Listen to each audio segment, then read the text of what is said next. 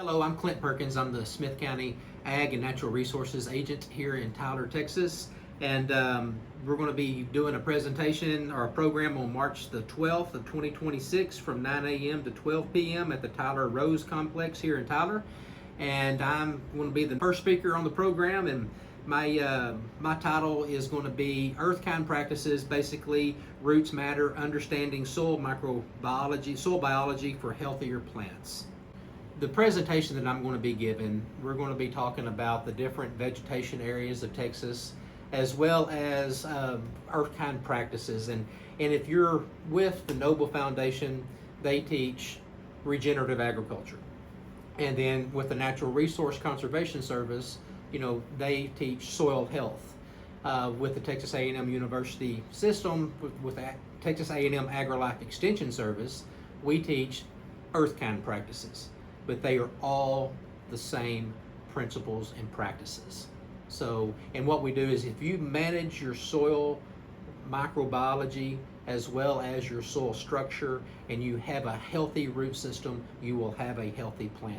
And we're going to talk about soil biology and the soil microbiome, and how roots grow through the soil, and how they sequester carbon from the atmosphere during the photosynthesis process. And these roots, or these cells, grow through the soil. They produce a continuous supply of new cells that rub off and lubricate that plant's path through the soil, because the soil is very abrasive.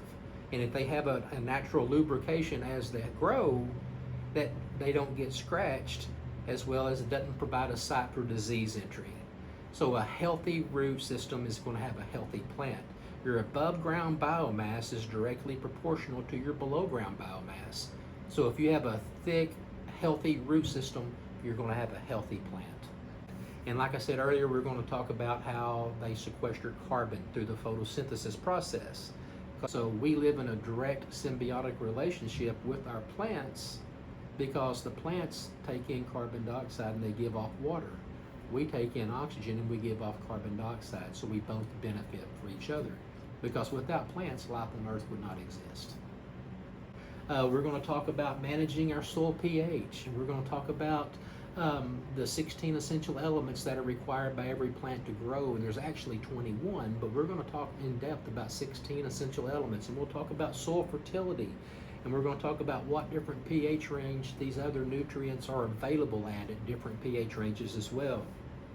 And we're going to talk about the soil biology and why roots matter.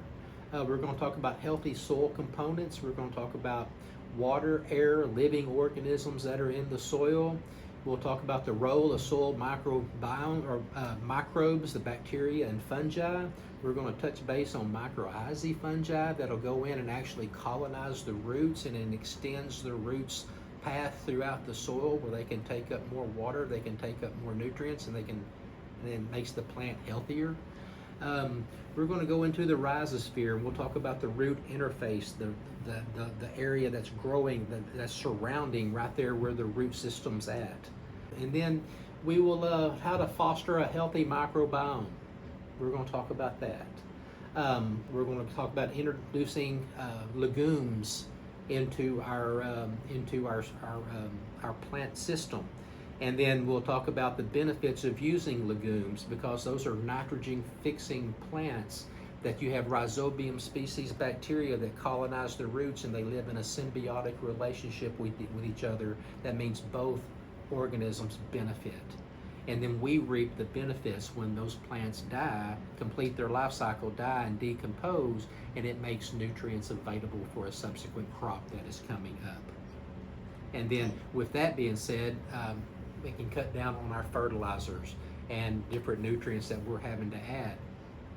And then we'll talk about what different types of legumes, how they produce different amounts of nitrogen, because every legume or every type of clover that we plant as a green manure crop or even as a cover crop, they have the ability of fixing different amounts of nitrogen on a per acre basis.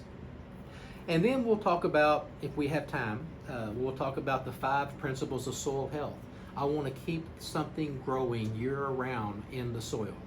Because what happens is, as that plant is growing, as the plant root is growing by staying ahead of the drying front, because our soils, they wet from the top down, they also dry from the top down. So our plant roots grow by staying ahead of that drying front. That's why we always say it's better to water deeply but infrequently. Because if we just spoon feed our water to our plants, those roots are not going to grow deep. And so when they don't grow deep, and if our sprinkler system breaks, we go on vacation or whatever, and then your plants can't go longer periods of time without water. And then we'll get into the healthy soil and what healthy plants are. And then we will get into my earth kind gardening. And so we preach a lot of earth kind principles, soil health, regenerative ag, and stuff like that. But I also practice what I preach. And so I'm going to go in and show you what my slides are and on what my earth kind vegetable garden is. And then, because I have not fertilized in over 5 years in my garden.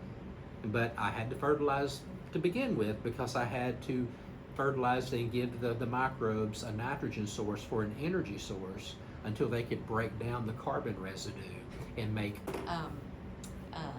You'll find a reference to the signing up for the workshop in the comments below this video, and to like and subscribe.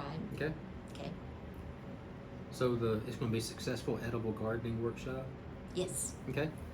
All right. Well, you'll find more information about a Successful Edible Gardening Workshop in the comments below.